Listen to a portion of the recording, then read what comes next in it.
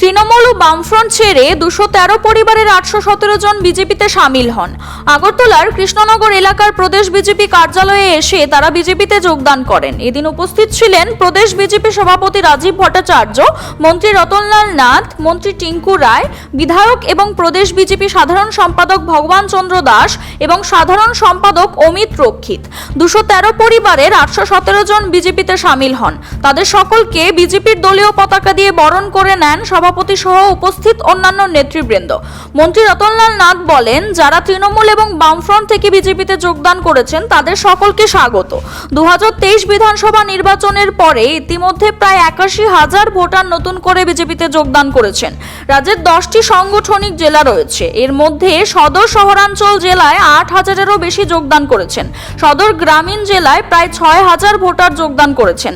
ঊনকোটি জেলায় 6,500-এর বেশি যোগদান করেছেন। উত্তর জেলায় 6,200 জনের বেশি।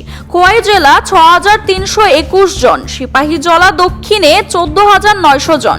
সিপাহীজলা উত্তরে 3,164 জন। দক্ষিণ জেলায় 10,599 জন। ধলাই জেলায় 9,720 জন এবং গোমতী জেলায় 8,994 জন যোগদান করেছেন। রামনগর কেন্দ্র এবং প্রতাপগড় কেন্দ্র থেকে যারা এসেছেন তাদেরকে আমরা অভিনন্দন জানাচ্ছি।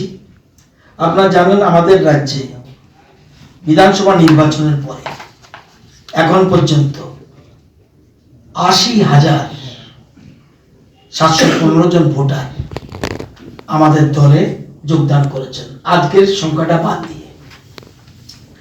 এর মধ্যে সদর রুরাল আমরা অবগত আছি যে আমাদের প্রশাসনিক জেলা 8টা থাকলেও আমাদের সাংগঠনিক জেলা 10টা।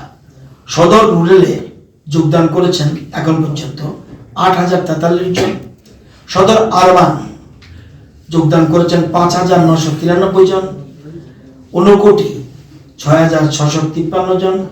নর্থ 6,284 জন। খোয়াই 6,321 জন। সবচেয়ে বেশি সিপাহীজলা সাউথ 14,900 জন। সিপাহীজলা নর্থ 3,166 জন। সাউথ 10,599 জন।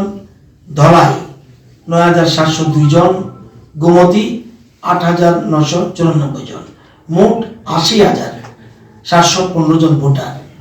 এটা আমাদের দলীয় দপ্তরে এটার হিসাব। এর বাইরেও দপ্তরে অনেক সময় নিজেরা অর্গানাইজ করে লোকালি অনেকে যোগদান করে নিচ্ছেন। প্রতিদিন সারা রাজ্যের কোথাও না কোথাও ভারতীয় জনতা পার্টি বিভিন্ন দল থেকে, এই যে বলছি একটু আগে 80,715 জন, এর মধ্যে এসে সিপিএম থেকে, তীব্রামতা থেকে, কংগ্রেস থেকে এবং আদার পলিটিক্যাল পার্টি যা আছে সব দল থেকে যোগদান করছেন। সবকটি বিরোধী দল থেকে এরা যোগদান করেছেন। এছাড়াও স্থানীয়ভাবে আরো বহু মানুষ যোগদান করেছেন। CRI TV, channel for news and entertainment.